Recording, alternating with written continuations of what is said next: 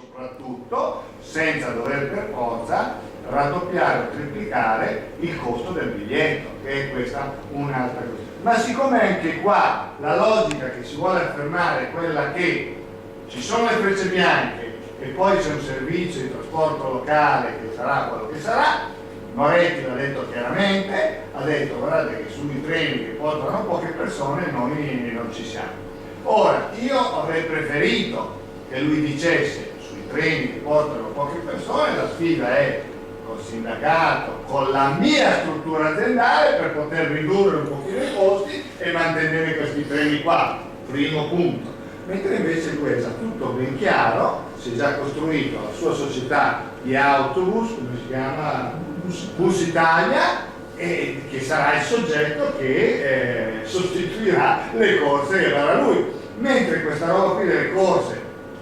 che è un'estensione del monopolio di Moretti, da qualsiasi altra parte gli avrebbero detto no, non sei tu, perché dove lasci tu, in quella tratta lì, siccome diventerà una tratta di autolinee, verrà messa a gara. Ma siccome neanche le tratte delle autolinee sono messe a gara, mentre se funziona qualcosa in tutta Europa, viva Dio, non è perché è così, è perché quelle robe lì ci sono delle gare e non muore nessuno, non muore. Anzi, ci sono degli autisti francesi che vanno a lavorare e fare l'autista in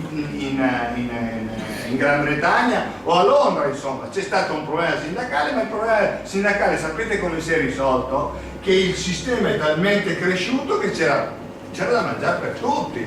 Mentre invece le tariffe sono pure cresciute, però là non è che il sabato e la domenica un bus non lo trovate. Cioè là lo trovate anche il sabato e anche la domenica, non solo dal lunedì al venerdì come qua. E qua le soppressioni che ci sono qua in tutte le regioni, perché nessuna è esclusa, va bene, Veneto, Lombardia, Piemonte, non ci sono, perché se tu fai una soppressione intanto c'hai immediatamente un bus che lo sostituisce e poi i soldi di quel bus che ti sostituisce non glieli dai tu, Ferrovie, che ti prendi il pagamento di un treno a 18-20 euro a chilometro, paghi 2 euro a chilometro al bus che ti sostituisce e i 18 euro te li tieni tu. Questo è l'altro punto, cioè se non c'è la capacità di esercitare delle forme di controllo e di regolazione pubblica, ma come facciamo se lo Stato, quello italiano, è in tutte le sue parti, quella statale, quella provinciale, quella regionale, via discorrendo, è così debole? Senza questo aspetto qui che può sembrare amministrativo e burocratico, ma invece non è così. E ancora, non solo i trasporti funzionano bene dove c'è stata un'introduzione delle regole di concorrenza, la Scandinavia, la Germania e altri paesi scandinavi, ma dove non l'hanno fatta la concorrenza, come in Francia, come in Spagna, va bene, come nella stessa Austria e come nella stessa Svizzera, c'è un sistema di regolazione pubblica per cui funzionano bene.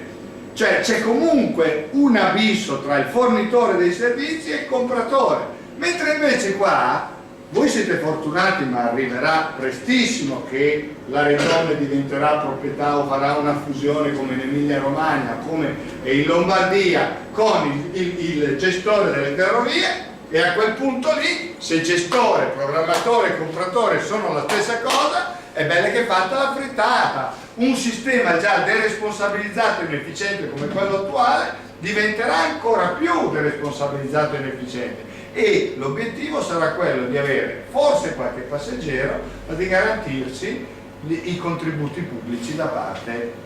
della regione, dello Stato o della